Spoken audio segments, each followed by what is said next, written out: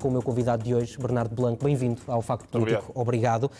Nos últimos meses parecia inevitável um acordo autárquico em Lisboa entre a Aliança Democrática e a Iniciativa Liberal. Depois de tudo o que soubemos esta semana, continua a ser inevitável esse acordo? Bom dia. Não sei se era inevitável. Há muita pressão para que isso aconteça. Sim, a Iniciativa Liberal tem dito que vai analisar e que o Núcleo de Lisboa vai tomar uma posição. A meu ver, eu tenho dito, parece-me claro, que não queremos que haja uma maioria de esquerda, PS, Bloco de Esquerda, a controlar a Câmara de Lisboa, digamos assim, e por isso nós estaremos, acho eu, sempre disponíveis para fazer parte de uma solução que resolva os problemas das pessoas.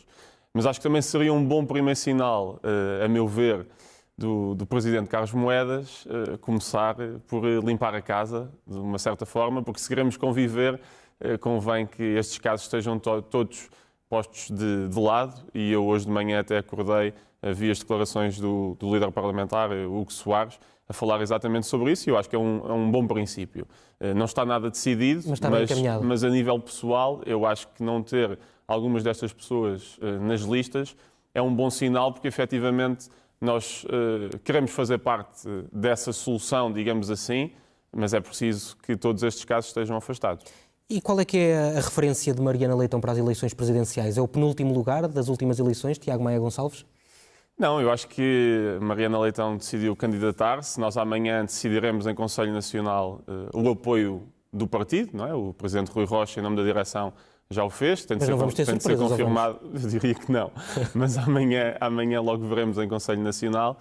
Eu diria que é positivo haver uma voz liberal também a defender as ideias liberais no meio desta candidatura, trazer também alguma frescura, algum otimismo, mas de qualquer forma só amanhã é que também gostaria que dessemos mais detalhes sobre isso, só depois de haver essa confirmação. Mas o Bernardo Blanco não é, se disser, não era propriamente um entusiasta, não desta candidatura em particular, mas do facto da Iniciativa Liberal ter uma candidatura presidencial. Porque diz que, no fundo, a Iniciativa Liberal tem estado sempre a crescer e, portanto, é mau se as próximas eleições presidenciais não mantiverem esse crescimento. Ora, isso significa que se Mariana Leitão não ficar pelo menos em quarto lugar, porque é para isso que dão mais ou menos os 350 mil votos das eleições europeias, é um mau resultado. Eu sou muito claro e não vou mudar de posição. O que eu tenho dito é que até agora a Iniciativa Liberal não caiu em eleições nacionais e por isso a minha exigência é que continue a crescer. Eu disse isso já em público, disse isso nos órgãos e continuarei a dizer. E eu acho que o próprio partido tem essa exigência, autoexigência, digamos assim, e por isso percebem as minhas palavras em relação a isso. O que eu disse e continuo a dizer é que há 5 anos, não é? Há 4 anos, quando se decidiu começar essa candidatura, na altura, o partido tinha muito pouca notoriedade. O partido agora já tem mais notoriedade. Estas eleições não são partidárias, são eleições pessoais e o partido discutirá se quer dar o apoio a alguém ou não. Eu acho que, obviamente, o partido irá confirmar essa decisão do Presidente Rui Rocha, não faria sentido ser de outra forma, mas agora, confirmada essa decisão, o que eu tenho dito é que temos de ser exigentes e cá estaremos, obviamente, para ajudar, mas temos de ser exigentes e queremos que a Iniciativa Liberal continue a crescer. Até porque, se não crescer, o Bernardo Blanco não lhe vai permitir ser líder do partido daqui a 2 anos. Eu tenho dito desde o início, desde o dia em que entrei na Iniciativa Liberal, que um dia quero ser Presidente, mas também acabei de me candidatar ao Conselho Nacional, fomos a lista mais votada e isso muito me orgulha, mas não estou a pensar agora a curto prazo candidatar-me à liderança do partido. Mariana Leitão é um bom nome para suceder a Rui Rocha?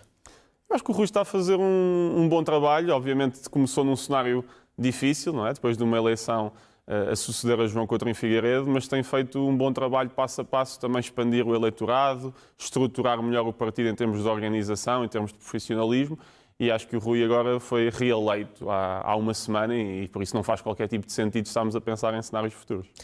No dia em que o Relatório Anual de Segurança Interna disser que pessoas com determinada nacionalidade cometem mais crimes, que conclusão é que vai ser possível tirar? Depende. Se disser que 99% das pessoas de um determinado país estão a cometer crimes, eu não tenho problema nenhum em dizer que se calhar temos de olhar para essa situação. Agora, não estou à espera que seja isso que diga, até pode dizer o contrário. Até pode dizer, olha, nenhuma pessoa deste país afinal comete crimes e andamos a ouvir esta retórica. E por isso o que eu acho é os dados por si, mas nesse claro exagero dos 99%... não são discriminatórios, não é? Os dados por si não são discriminatórios. Agora, nós temos é de ter mais informação, porque também digo-lhe já, estamos sempre com a conversa do combate à desinformação. Também só se combate a desinformação se efetivamente tivermos informação, tivermos dados. Mas em que é que isso pode ajudar? Prestar. Essa é que é a minha questão.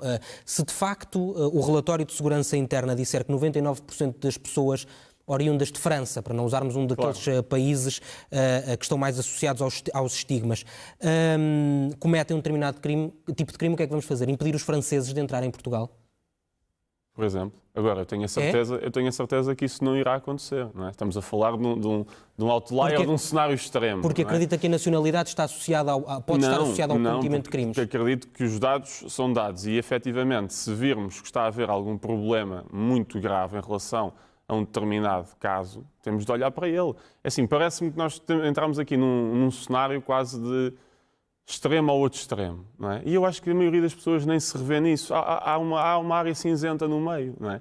Nós, efetivamente, a meu ver, até 2017, tínhamos boas regras de imigração equilibradas. O que aconteceu foi que, com a geringonça que o Partido Socialista se extinguiu o CEF, criou-se o regime da manifestação de interesse, trocou-se a prova de meios de subsistência, que é uma regra não só nacional, mas europeia, por termos de responsabilidade que ninguém verificava, montaram-se redes que depois, em conjunto com algumas juntas, temos dezenas de autorizações de residência, este tipo de contratos, promessas de contrato, falsos, literalmente falsos. Temos dezenas de casos na Justiça e, por isso, todas as alterações de regras que foram feitas com a geringonça, a mim pareceram-me erradas e o equilíbrio que havia na sociedade, e que eu diria que era consensual, boa parte daquelas regras, até vieram de governos do Partido Socialista. E, por isso, havia um consenso na sociedade sobre as regras de entrada no país, que foi alterado. Agora estamos a ver as consequências. Eu diria que o mínimo a fazer é corrigir a situação, e este ano o Governo já tomou algumas medidas que parecem positivas e também acolheu algumas da Iniciativa Liberal que me parecem positivas para tentar reverter essas alterações e voltar ao equilíbrio que havia. Mas já agora dizer uma coisa, de forma muito óbvia, porque até o PS já diz isto. Nós recebemos muitas pessoas de forma muito rápida.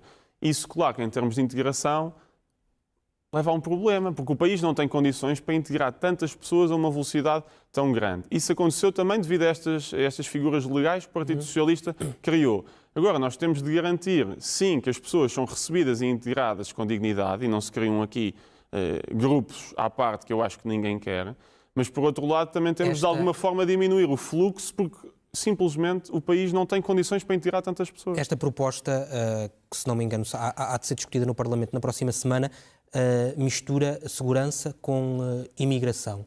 Acha que Portugal tem um problema de segurança? Eu acho que Portugal está muito melhor em termos de segurança, se olharmos para os dados do RASI, do que estava há 40, há 30, há 20 anos. Se olharmos para os dados em relação a 10 anos, nós vemos que essa tendência de descida começou a inverter. E os dados da criminalidade geral, no último RASI, já estão no nível que estavam há 10 anos. Por isso o gráfico fazia isto e agora começou a fazer isto. Eu acho que o nosso dever é estancar imediatamente essa subida, digamos assim, e tentar ao máximo que a tendência volte a ser de descida. E por isso, acho que a vantagem de Portugal estar sempre um bocadinho atrasado em alguns temas é que nós podemos olhar para os outros países, evitar alguns dos problemas que os outros países atravessaram. E por isso, primeira situação, enquanto políticos, nós, todos os partidos, olhar para o problema, tentar de alguma forma estancar já essa subida, para que pelo menos fique estagnada, porque sim, tinha havido uma tendência de descida até aos últimos 5, 6 anos, desde a pandemia. Segunda questão que me parece importante.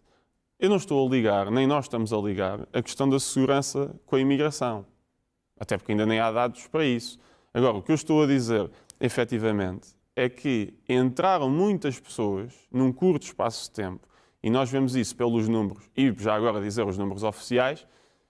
Eu até já tenho dito isto, mas é óbvio, e o Sr. Ministro no outro dia disse isso, os números de hoje são muito maiores, obviamente, do que os últimos números que nós tínhamos. E pode-se ver isso até por proxies de números de alunos estrangeiros em escolas, etc. Mas eu agora não sei qual é que será o número, se será 1,5 milhão, 1,6 milhão, não faço ideia. Podemos saber brevemente. A questão é que o número, basicamente, mais do que triplicou num curto espaço de tempo. Deixe-me só fazer-lhe uma última questão sobre imigração, porque Rui Rocha tem defendido a regulação precisamente da imigração, e já percebemos que o Bernardo Blanco, de certa maneira, concorda com ele. Mas a imigração não é regulada pelo mercado? A imigração não é regulada pelo mercado, como assim? Podem vir pessoas... Aliás, vou-lhe dar esse exemplo. A partir do momento em que tínhamos... Não, eu posso lhe explicar. Força. O que determina a entrada de imigrantes ou não, principalmente, é a oferta de trabalho. Não, nós tínhamos pessoas, como é sabido, a vir para aqui enquanto turistas e a ficar cá. Nós tínhamos pessoas, como é sabido, com promessas de contrato efetivamente falsas, de redes criminosas, a ficar cá. Isso não tem nada a ver com o mercado. Agora, se me disser, como foi aprovado e o Governo implementou essa nossa medida, que para entrar no país é preciso um contrato de trabalho ou um visto de procura de contrato de trabalho, aí sim, são as regras do mercado, foi isso que nós propusemos e o Governo efetivamente concordou com essa medida e aplicou-a.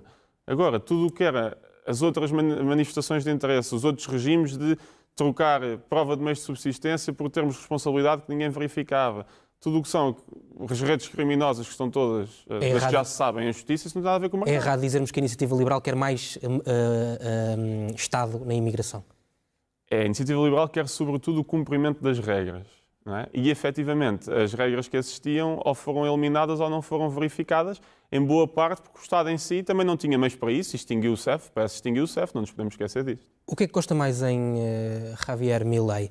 A cifra de 5 milhões de pobres que conseguiu atingir no primeiro ano de mandato, o negacionismo climático, certo, ou as publicações nas redes sociais em que diz que os países socialistas são maus porque têm muito sexo gay? Pronto, vamos então a Javier Milei. Eu não tenho ídolos. Não é? Eu olho para vários países e vejo as medidas que efetivamente me inspiram e com as quais concordo. Em Javier Milei há uma coisa que eu acho que é efetivamente positiva, é a reforma do Estado que está a ser feita. Reforma do Estado ao nível do corte de gastos, do corte de burocracia, da digitalização, da diminuição do número de cargos políticos, do número de funcionários públicos, e, portanto, áreas em que não existiam. Estas posições são um detalhe. Essas posições não são detalhe, mas eu não estou a dizer que o Javier Milei é o meu ídolo. Estou a dizer que há medidas com as quais concordo, como há medidas de, sei lá, vamos aos Estados Unidos, de Obama, com o qual eu concordo, como há medidas de Macron, com o qual... E isso aí, obviamente, que as pessoas olham para certos governos, concordam com umas medidas, não concordam com outras medidas. Já agora dizer uma coisa, em relação a esse número da pobreza. A pobreza tem estado a cair nos últimos meses para números que já não estavam há muitos anos. E por isso vale a pena, eu sei que a imprensa não costuma referir isto, peço desculpa agora, mas vale a pena referir isso. Porque o que aconteceu foi que, naquele período inicial, a pobreza subiu um pouco e depois tem estado sempre a cair. E por isso é verdade que já esteve em mais de 50%, e agora já caiu para 35%, se não estou em erro. E por isso esses dados, que infelizmente não têm passado em Portugal, também já agora convinha começar a referi-los. E já agora dizer uma coisa. Por exemplo, na habitação, onde o mercado de rendas congeladas que havia foi, lá está, descongelado, e o preço das rendas também tem caído a pique. Eu também não vejo isso em Portugal. Na imprensa, onde Portugal tem um problema gravíssimo de habitação, e eu não vejo, por exemplo, a imprensa a passar esses resultados. Um dos focos de Milei tem sido a redução do número de funcionários públicos. Já foram despedidos pelo menos 30 mil, acho que o objetivo está à volta dos 70 mil. Quantos funcionários públicos é que Portugal precisava de eliminar para pormos isto nos eixos? Olha, para pôr nos eixos é uma grande questão, mas dou-lhe o número. Há 10 anos tínhamos menos de 100 mil funcionários públicos. E eu pergunto-lhe se hoje temos serviços melhores do que tínhamos há 10 anos. Tivemos em 10 anos um aumento de 15% do número de funcionários públicos. Eu pergunto aos portugueses se alguém vê um aumento de 15% na qualidade dos funcionários públicos. Não vê. Em boa parte, isso também teve a ver com o facto de o PS também ter mudado o regime das 40 para as 35 horas. Logo aí foram precisas mais pessoas para fazer exatamente o mesmo trabalho. E por isso, além disso, havia uma regra que o próprio PS tinha apoiado, que era 2 por 1, que era por cada funcionário público que se reformasse e saísse, não é? Por cada 2, peço desculpa, que se reformassem e saíssem, entrava só um para substituir. Isso também foi totalmente incumprido. Por isso, nem as próprias regras que o PS no passado apoiou no papel, depois as cumpriu. Mas é capaz de... Tem um número na cabeça sobre quantos funcionários públicos era que era? Tem um número na cabeça, claro que há serviços que têm funcionários públicos a mais, há serviços que têm funcionários públicos a menos, há montes, imensas funções do Estado que deveriam ser digitalizadas. Nós, o que dissemos no último orçamento... Mas, por exemplo, faltam médicos, não é fácil encontrar pessoas que possam substituir os médicos na administração pública. No último orçamento foi falar dessa redução de 50 mil funcionários públicos. Mas eu sou muito claro, eu até acho, tendo em conta estes números de um aumento de 100 mil funcionários públicos que houve nos últimos 10 anos, provavelmente esse número é curto, digamos assim. Agora, obviamente que é preciso o próprio Estado em si, que já agora vou-lhe dizer, nem sabe bem quantos funcionários públicos em que área o que é que estão a fazer. Nós só podemos dizer quantos é que estão a mais quando soubermos efetivamente em cada departamento quantos é que há e o que é que estão a fazer. E hoje nem o próprio Estado sabe isso. Como não sabe isso, como também nem sequer sabe quantas entidades na administração consultiva do Estado é que estão, é que há. Há uma notícia a dizer que há mais de 400, ninguém faz ideia quantas são. Por isso, isto não é forma de gerir um país. Depois perguntam-nos, onde é que cortariam, ou quantas empresas é que estão a mais, etc. Nem o próprio Estado sabe. Para fecharmos este assunto de Milei, não teme que, de certa forma, aquilo que vimos, por exemplo, na Convenção da Iniciativa Liberal, porque já disse que não tem Milei como ídolo, mas na Convenção havia alguns conselheiros que pareciam que tinham, porque usavam camisolas inclusivamente. Não teme que isso contamine o partido e que o cole demasiado às posições de extrema-direita? Não, mas só o facto de nós já estarmos a dizer que é de extrema-direita, não é? Não é? Milei não é de extrema-direita? Sim, nós podemos catalogar as pessoas como quisermos, mas assim, efetivamente, a doutrina que está ali assente em termos de visão do Estado é uma visão liberal de redução do poder do Estado. A visão da extrema-direita é uma visão coletivista, é exatamente ao contrário. Se o Bernardo votasse na Argentina, votava em Milei? Obviamente.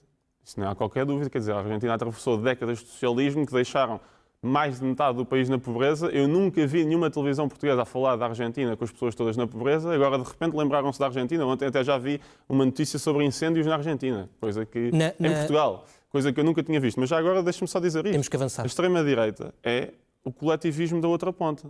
É controlar o Estado para impor a sua visão de nação, a sua visão cultural. A visão liberal é exatamente o oposto. É a redução do Estado para as pessoas terem o seu projeto de liberdade. Por isso não tem nada a ver com Deixe-me fazer-lhe uma última questão, porque na fundação da Iniciativa Liberal o partido tinha muitas bandeiras das chamadas causas fraturantes, certo. O casamento homossexual, a eutanásia, por exemplo, que votou favoravelmente. Não, votou favoravelmente e teve a sua proposta aprovada. Exatamente. Mas agora vimos Rui Rocha a dizer que as políticas identitárias estão condenadas ao fracasso e, no fundo, a declarar a morte do wokeismo. Certo. Estão a fazer um rebranding, que perceberam que, afinal, é à direita que a Iniciativa Liberal consegue conquistar mais clientes. Não tem nada a ver. Eu sei que isto é um bocadinho filosófico, vou tentar ser muito curto, não é? Mas o liberalismo é exatamente o respeito pela liberdade individual. A mim pouco me interessa o que é que uma pessoa faz no seu quarto, se é com uma pessoa do outro sexo ou não, com quem é que se quer casar, se... Milei, quem admitiu votar, tem muitas coisas a dizer sobre o que é que as pessoas fazem no quarto umas das outras. Mas isso é um contexto de outro país em que efetivamente havia a continuação de uma elite socialista que levou o país à pobreza ou uma mudança. Não tem nada a ver, nunca vamos concordar com tudo, nem eu concordo com tudo o que disse a semana passada. Liberalismo, liberdade individual. Efetivamente, tudo isso que está aí, nós continuamos a defender. Uma coisa que é diferente é fazer política identitária, política à base de grupos. Isso aí é o que a extrema-direita e a extrema-esquerda fazem. Nós não fazemos isso. Nós olhamos para as pessoas como indivíduos e respeitamos essa liberdade individual e por isso, claro, continuamos a ser a favor de tudo o que está aí, porque isso é liberdade individual. Agora, não nos vão ver a fazer politiquice de um lado para o outro, a usar as pessoas como grupo por os motivos eleitorais. Isso aí nunca nos vão ver a fazer. Obrigado, Bernardo Belão, por ter vindo ao Facto Político. Bom dia.